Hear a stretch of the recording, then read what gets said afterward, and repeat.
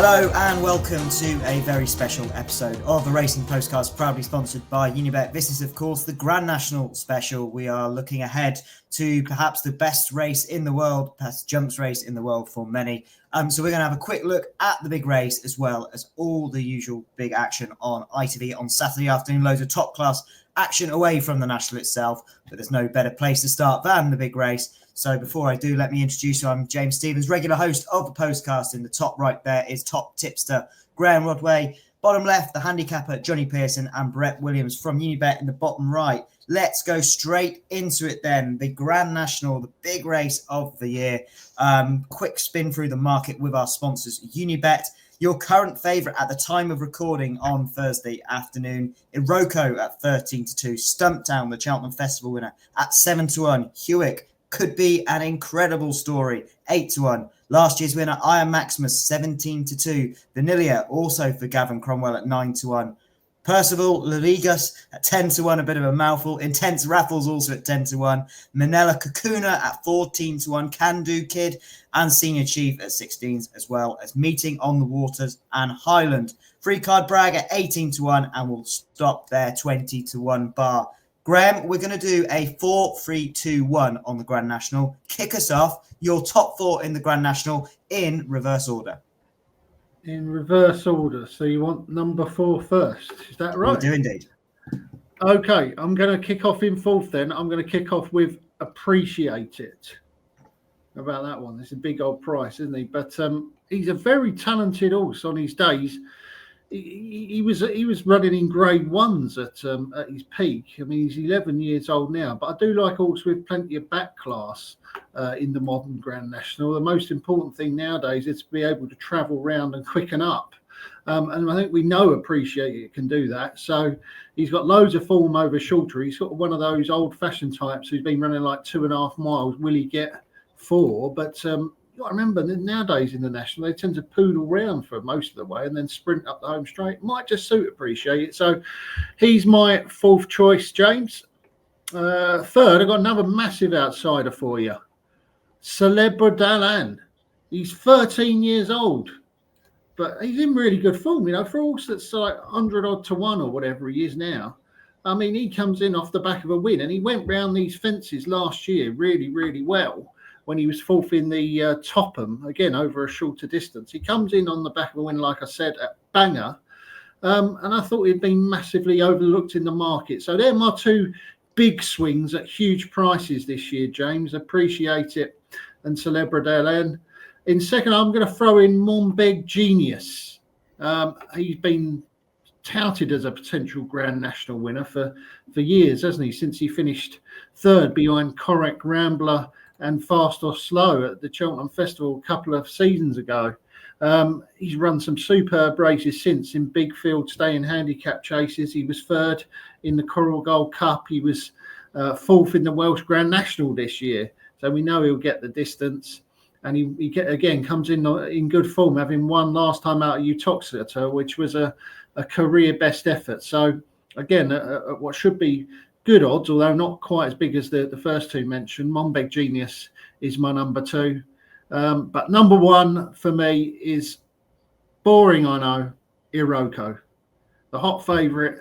He just looks like the typical sort of horse that wins a modern day Grand National. He's got loads of ability. He's been totally trained with a race in mind, like most of them, but he's unexposed at any sort of staying distances, but looks like he wants a trip. He was obviously beaten by Grey Dawning last time, but that was probably his best effort of the season.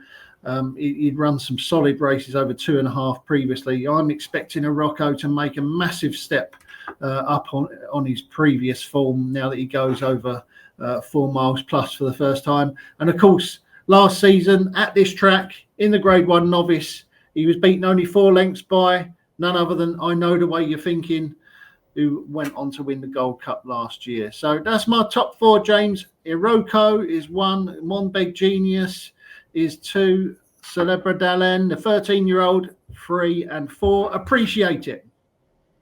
Celebda Allen 125 to 1 each way poke. That's exactly what the Grand National is all about. And training the West Country, of course, Graeme. We love to see it. Bonus points for that for you. Take us away, Jonny. Your 4-3-2-1, please. Yeah, I've been through this race quite a lot of times, and there's a case that can be made for a hell of a lot of them in here. But in fourth, I've ended up with 3 under through 5. Strong stayer. He would have been trained for this for a while now. Paul Nicholls obviously has got a fair record in the race. Harry Skelton's on board, and he's a fair price here to have a good chance of being in the frame at the finish. In third, where have I ended up with third? I've ended up with 3 Card Bragg, also for the same owners. We've got the jockey booking of Sean Bowen, who's won a few times over national fences, albeit not in the national itself. He's a good, solid horse for Gordon Elliott. He's a bit inconsistent at times, but he's 5 lengths behind Better Days Ahead last time. That's a really good piece of form to me. And I think he should be right in the mix up again. Second, number 2 pick. I can't get away from Iron Maximus, last year's winner. He's gone up in the weights, but he won last year, obviously, which is obviously a big positive. He's rock solid on form. He's been trained for it all year. You only need to watch his races to see that. It's clear as day.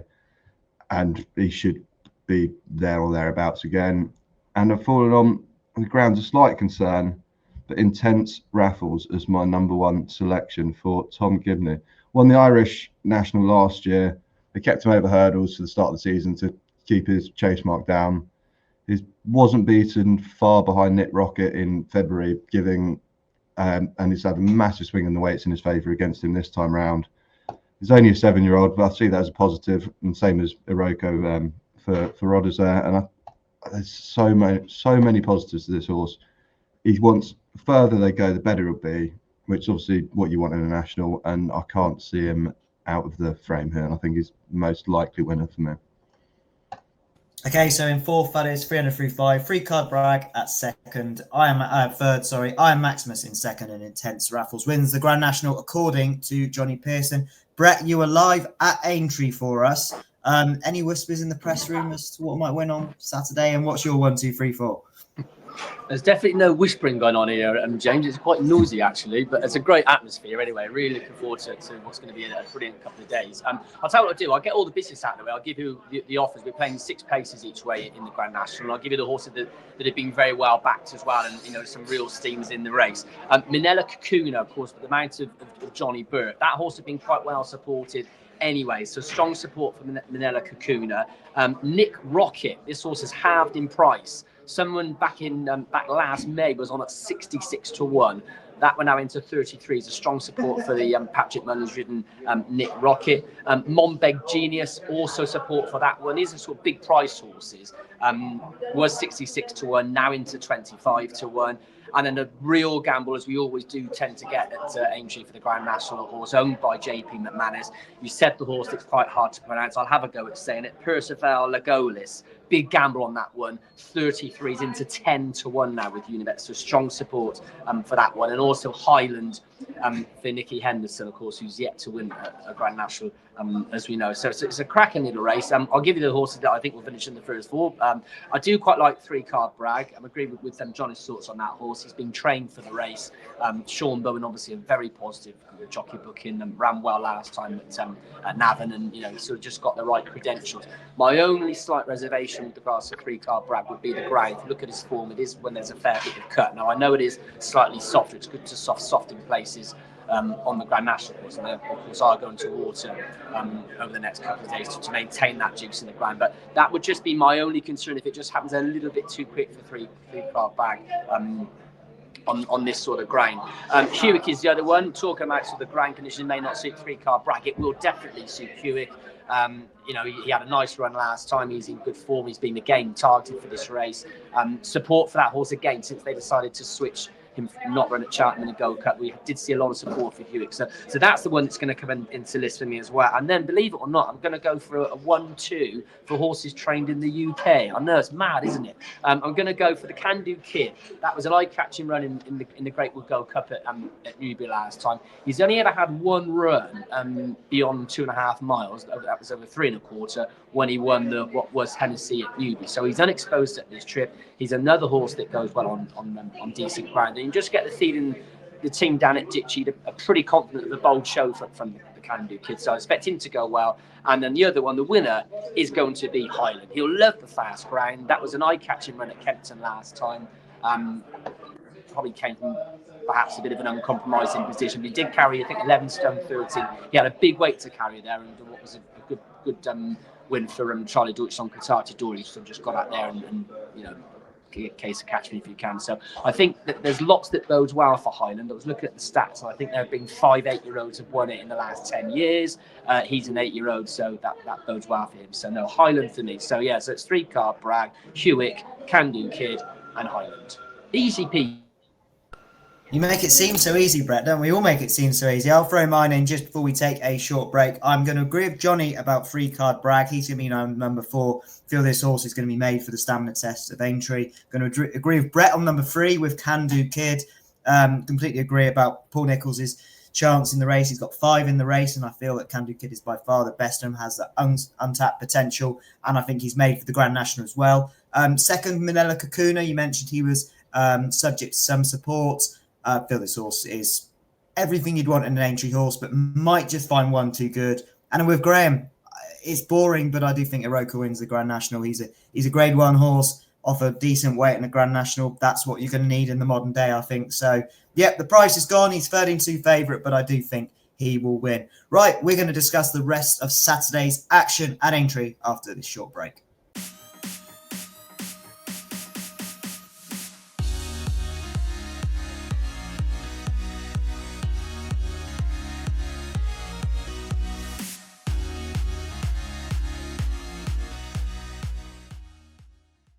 Right, so we are going to look at the other action from Aintree across Saturday.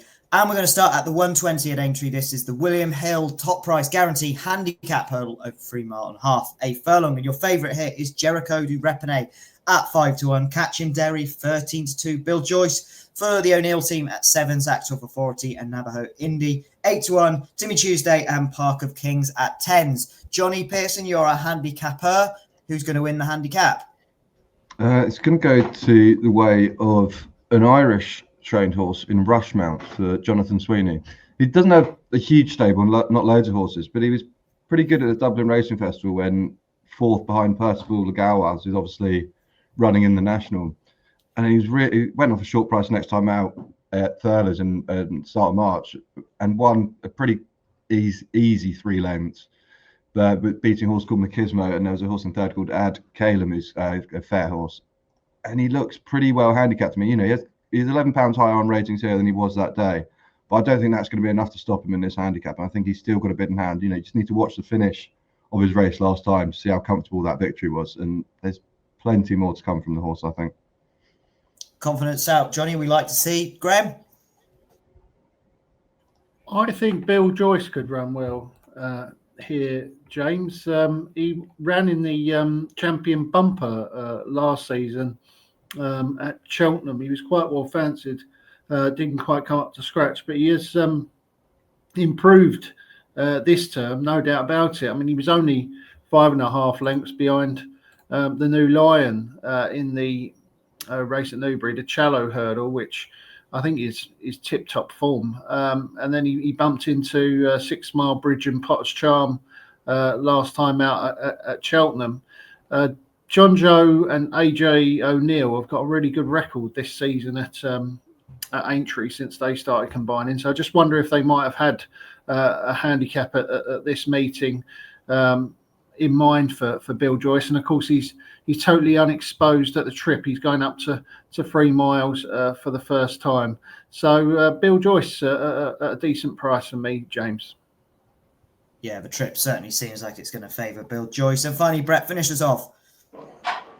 Yeah, I do agree with you. Actually, I think Bill Joyce has got to be of interest on its handicap debut. My only perhaps reservation would be is the Mardmaker or the main track stiff enough for him. But as I said, they're going to go decent gallop, so Stallion will definitely come into play. We are giving you your money back as cash in this, so money back second and third, and we're also paying 5 places each way. So you're going to get some decent offers with Unibet there. I quite like Active Authority here. I think that was a very, very good run in the Martin Pipe last time behind Voodoo. Stepping up in trip will suit him. He's a point-to-point winner. There's lots to like about this horse, so I'm quite keen on Active Authority. Jericho de Repene, as you said, is a favourite, and is one of the obvious ones. Ran well in the Potemps last time. This time last year, I wouldn't have thought Connections were thinking that he'd be lining up in a 3-mile handicap hurdle on Grand National Day. You'd expect him to be in the 2-mile novice chase, but things haven't gone according to plan for him. I did sort of hear a few words that he may still go novice chasing next year. They're going to perhaps not completely draw stumps for that, but at the moment he's over hurdles, and he's obviously sets the standard. But he is a little bit. He's gone up, I think, 5 pounds in the weight, so he's got to improve again. Which brings me again to I'm quite keen on Active Authority. I think it should go well, and the team are in good form as well. Okay, we move on to the 155 entry, the Turner's Mersey Novices Hurdle over 2.5 miles, where we have Lulamba as the favourite, 11 to 8. I'm sure Brett will have some insight from the Nicky Henson stable about him. Of course, we all thought he was going to run on Thursday in the 4-year-old hurdle, but no, he comes here instead over that longer trip. Cocktail Divine, 7 to 2. Horatius Pearl, 7 to 1. Miami Magic, 10s. And Regent Stroll, 12 to 1. Looking to get his season really kick-started, having been bought for a huge sum of money, of course, at the start of the year. Brett, Lulamba, we thought we were going to see this horse on Thursday. We're instead coming here. What do we know about Lulamba? I just think, as Nicky said in the press this week, perhaps he thought 2 miles was just a little bit too sharp for him on fastest ground. So stepping up in trip, they can just go that little bit steadier and be able to get into a rhythm. And it's a bold move. A young horse take on the older horses, but I suppose on the other side of the coin, he does receive a nice weight allowance. On what we saw in the triumph, you'd hope he'd be, going very close, if not winning this. We are super boosting the runners in this, so you will get some enhanced odds with us. And I like the Lamba. I hope he wins.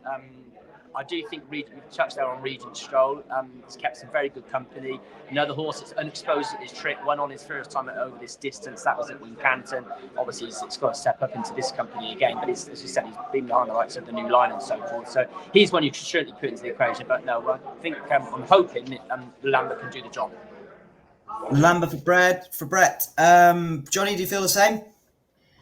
I'd be pretty surprised if Lulamba doesn't end up winning the race. I think he, on all no form, getting the 4-year-old allowance, I think he should be too good for the rest of them. But a bit of a price I think should. I like Cocktail Divan from the Irish side of things, but too short a price for me to be getting involved in. But I think Fingal Bridge will run a good race for Ollie Murphy with Sean Byrne on board. It beat Regent Stroll at Exeter in February by a couple of lengths. Unbeaten over hurdles. Okay, yeah, he's not got the same body of form as some of the others in here, but he's an improving horse and can run well at a bit of a price for Ollie Murphy. Okay, one at a price for Jonny. Finish us off, G-Rod. We're all pretty keen on Lamba. Any reason to take him on? He's getting a lot of weight. He's got that bit of quality about him. Yeah, wow, it's a bit of a disappointing grade 1, isn't it, to say the least. Nicky Henderson may be pulling a bit of the old Willie Mullins, this is such a weak race. He may as well run Lulamba, innit? On RPRs, Lulamba is £16 clear, according to the unadjusted figures. So, you could argue that 11 to 8 is buying money. However, he is going up in trip, and he did run the fastest top speed in the Triumph Hurdle last time, according to the Race IQ data. So he's definitely not short of pace, put it that way. For all that he did shape like he would stay 2.5. I'd be inclined to take him on just from a value perspective, really. And the one that I quite like is Horace's Pearl, who's not the most solid of jumpers, should we say. I mean, he put in quite a messy round last time at Newbury, but he still won quite easily. And I like his habit of getting the job done. He's won, I think, 5 in a row. And we just don't know where his ceiling lies at the moment. I do like backing these sorts of unbeaten types at prices if you can get them, because with unbeaten horses, you never quite know how good they are until something goes and beats them. So I think that Horace's Pell's got a lot of upside, and he's worth backing each way against Lulamba. But obviously, having said he's got loads of upside, he needs to find that upside, because obviously Lulamba is a far better horse than him on what we've known so far.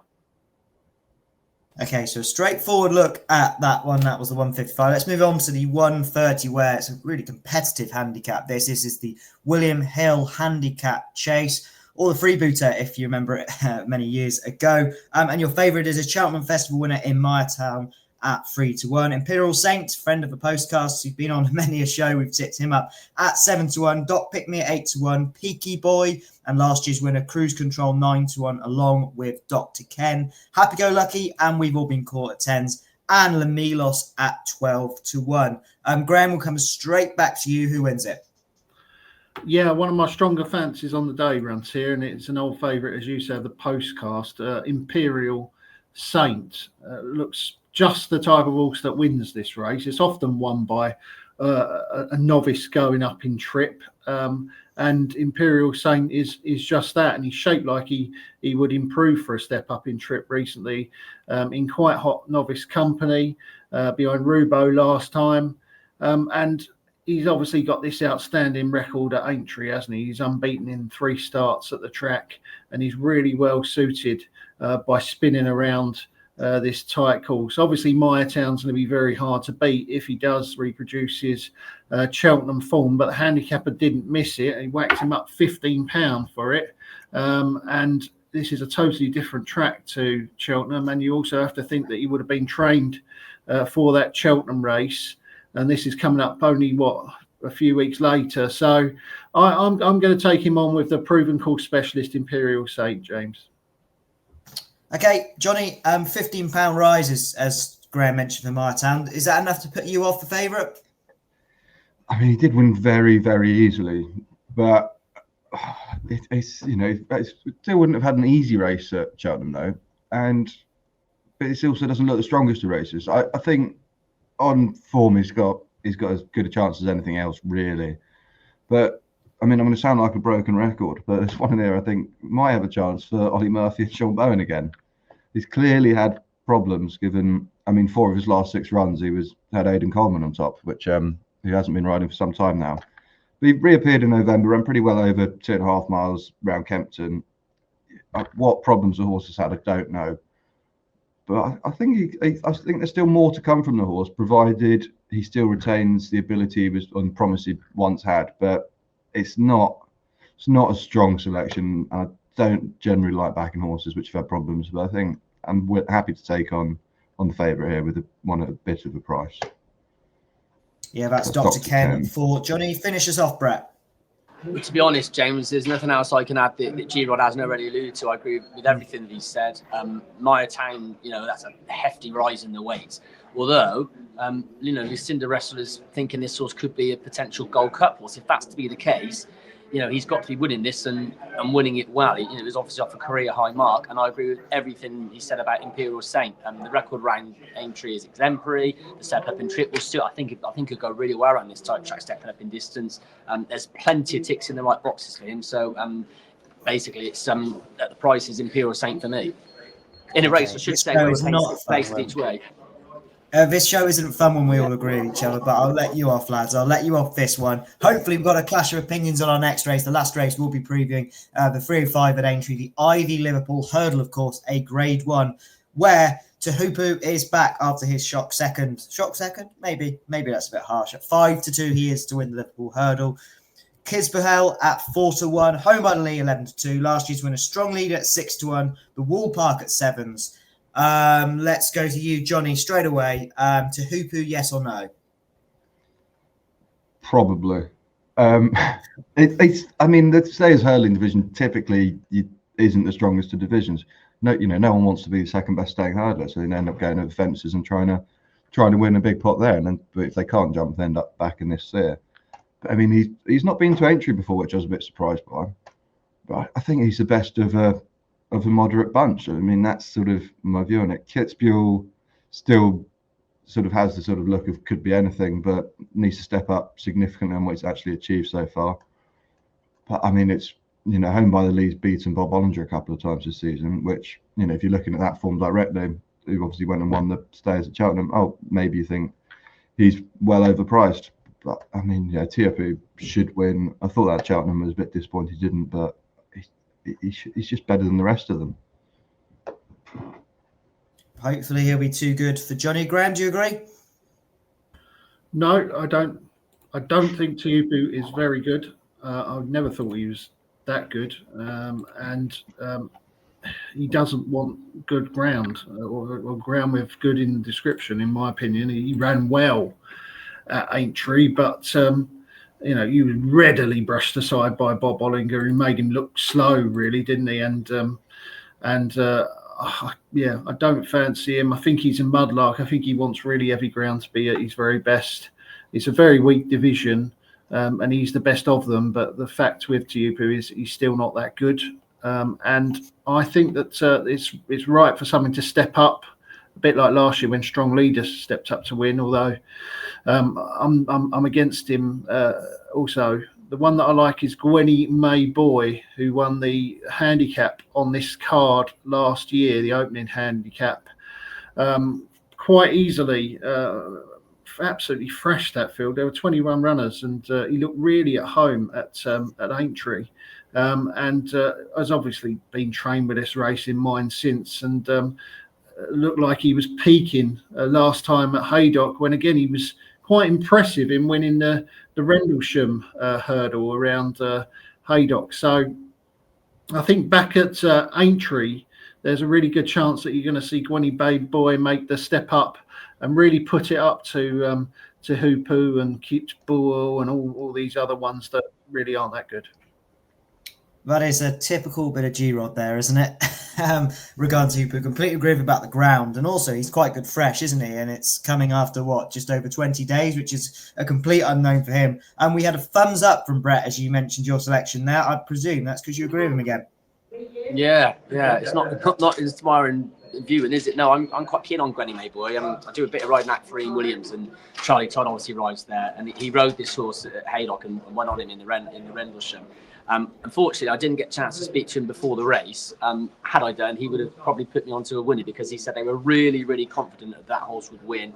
This has been the plan ever since. It was always to go and skip Cheltenham, and he's a nice progressive sort, and as G. Rod's already alluded to, he's got the win here in the 3-mile handicap last year, so we know he handles the course, and he's an improving sort. I think he's had 7 runs for Dan Scout, and he's won 4 of them, so he's definitely on the upgrade. Interesting though, you said about like Tiapu, like you don't like him. You get these horses that you just don't really capture your imagination. Well, the horse for me, you're gonna imagine. I was never a fan of Q Card. No, absolute rubbish.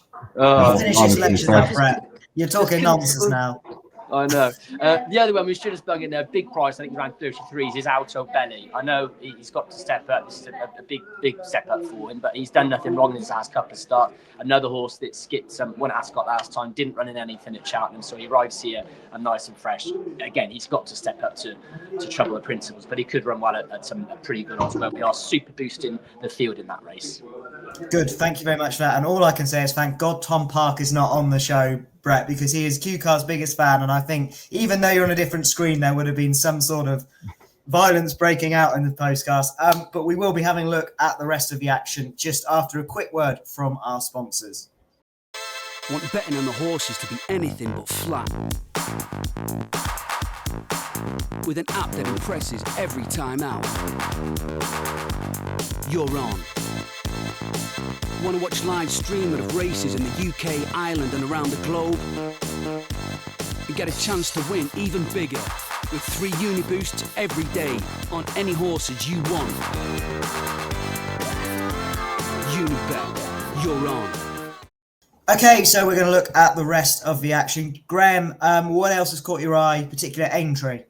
Yeah, I mean, I've not looked much beyond Aintree. Of course, one of my gut-wrenching losers from the Cheltenham Festival's running, isn't it, in the Magol, and that was Only by Night, who I backed in the Arkle, only to see Django Bay come back from the dead and beat him on the line. I mean, that beat her on the line. That was an absolute gutner. But I do think that she could lower the colours of Lord de Sud in the Magol Novices Chase to 5 o'clock at Aintree. It looks like a 2-horse race, although it's interesting that Paul Nicholls is running Caliph de Burley, who obviously was well beaten behind handstands at Sandown last time, but the form hasn't worked out too badly there at all, has it? So I'll be sticking with Only by Night in the 5 o'clock at Aintree and hoping that this time she will get her head in front, and she deserves to after going so close in that Arkle. Certainly does, and at least Gavin Cromwell got some sort of compensation later in the week at Cheltenham. Jonny, I have a feeling we might not be looking at Aintree with you. We know you like to take your view around the world. Where are we heading to tonight? I mean, with the main focus on the flat this weekend is this Dubai World Cup night, which unfortunately does clash with Aintree. But you're going to see top horses running in the the Alcor Sprint, for example, where Josh Scott sort of has a chance. You've got Romantic Warrior going again in the Turf. And or the Team Classic, one of them, can't remember. And it's very, very good flat racing. I mean, Ryan Moore's actually been going off to Australia for Coolmore to Group 1 racing out there as well. For those of you who don't have much interest on the jumps and just want to get stuck into the flat this time of year. Okay, well, I'm glad that G-Rod wasn't tipping up Meydan, considering he was singing last year, Forever Young is the favourite. I'm sure that's one of your eras, Graeme. So we will move on now to our naps on Grand National weekend. Take us away, Brett. Firstly, what is your nap? Yeah, I'm going to go for Gwenny Mayboy in the 305 at Aintree. He's a very progressive sort. He's got a good record for Dan Scout. He's won 4 of his 7 starts. Impressive at Haydock last time, and some pretty juicy odds as well. So Gwenny Mayboy for me in the 305 at Aintree. Jonny? My nap will be Rushmount in the 120 at Aintree. I think there's a lot of upside to this horse, and I think he's probably still pretty well handicapped. Graeme? Yeah, 230 for me, Imperial Saint to remain unbeaten at the track. And that leaves the Grand National, doesn't it? So I'm going to have to nap up myself. Iroko in the big one at 4 o'clock. Thank you very much to our panelists, Graeme Rodway, Jonny Pearson and Brett Williams. That's our Grand National special done and dusted. If you enjoy the show, do rate, review and subscribe, and make sure to check out all the content live from Aintree across the next few days. Loads of content on the Racing Post website as well to look and follow all the big racing. The Grand Nationals don't stop there. You can join us again next Thursday at 7 o'clock, the usual time. We'll be previewing the Scottish Grand National, and Flat Fan Jonny will be delighted to hear that coverage will also include the spring trials, the classics. They're almost there. Funny how much it comes around so quickly. But until next time, enjoy the racing. Goodbye, gamble responsibly, and best of luck on the Grand National.